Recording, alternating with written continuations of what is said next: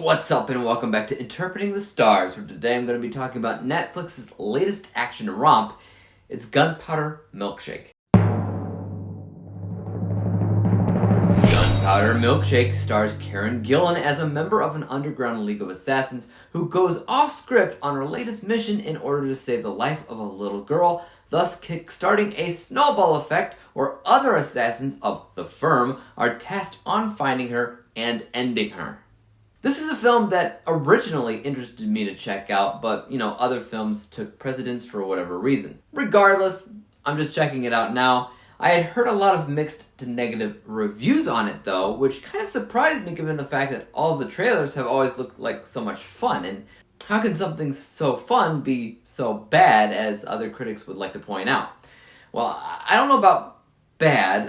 I think the film works for what it was going for, and in certain aspects, it's actually a lot of fun, but we will get to that soon enough. First of all, I think what's most important to talk about with Gunpowder Milkshake is the overall tone of the film and the aesthetics that go along with that tone. The tone's very dark humor-esque, like it's clearly trying to be lighter and even slightly goofier than something like John Wick, which is clearly one of the inspirations that it took. I want to say that it's somewhere in the vicinity of John Wick meets Kill Bill, in a noir landscape in terms of tone. Aesthetically, the film's pretty gorgeous. It's very vibrant in its color palette. The lighting has a lot of cool things going on with that as well. So you're not going to see me complaining much about the visuals. Instead, I would say that the film probably needed to take itself a little bit more seriously. Even though it's pretty darn violent, it's also incredibly goofy when it comes down to that dark humor. And I never once really took any of these characters seriously. It mostly felt like these actors were, they were having fun making the movie together, and that's totally fine. That helps the chemistry. But plot-wise, for me, it felt a little bit empty, a little bit shallow, because I never really felt tension in the film. What about the action? Again, I'm left a little bit underwhelmed, and that mostly has to do with the fight choreography itself, which seemed a little bit too pristine and clean and perfect. As violent as those scenes were, again, they just seemed too perfect, like none of the actors were actually in any danger or were vulnerable to anything. Look, the actors in this movie were just as safe as something like in John Wick behind the scenes. But John Wick, for whatever reason, always felt more authentic in its violence. It always felt like these people were actually in danger. These people were actually getting hurt when they were going up against Keanu Reeves. And when it comes down to this movie, I didn't really believe any of it was actually happening, so the suspension of disbelief for Gunpowder Milkshake is pretty much non-existent for me. But you kind of have to ask yourself, while you watch this film, what you think the intention was. Was it supposed to be goofy? And if so, how goofy? I think your overall entertainment value with the film hinges on the answer to that question.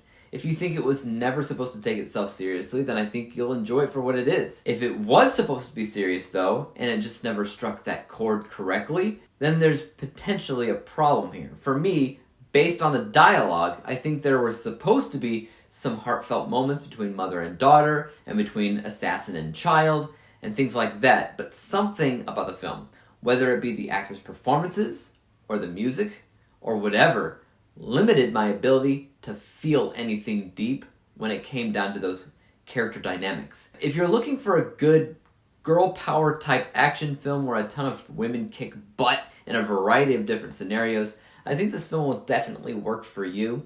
It's definitely lacking, though, in terms of a deep or original story. But on a strictly shallow perspective, it's a bloody fun time, and it looks great if nothing else. Let's go ahead and break down my final score. From an unbiased technical perspective, I definitely appreciated some of the visuals of this film, both in its color palette and use of lighting. I thought that the camera use was actually pretty effective anytime that there was a fight scene, and I actually really dug the soundtrack. But it's also a film that feels kind of shallow and unoriginal in its writing, so this is not going to be a perfect score at 74%. My bias score, I thought this movie was fine, but I immediately knew that I've seen better. I've seen better from this kind of movie, I've seen better from these actresses in the film, I've just seen better. And a lot of that had to do with my inability to really believe them in these roles. Like I said, I get it, I can tell that they were having a good, fun time, and that's fine. But when it came down to their characters and their characters' own personal journeys and stories, I didn't fully buy it. So this score is 62%. When we average out these two scores together, we come to the final rating of 68%. 68 out of 100 possible stars, or a C+ letter grade. What do you guys think about Gunpowder Milkshake? Let me know in the comment section down below. And as for YouTube, you guys know what to do. Hit that like, subscribe button, and bell to be notified when I come out with the next review.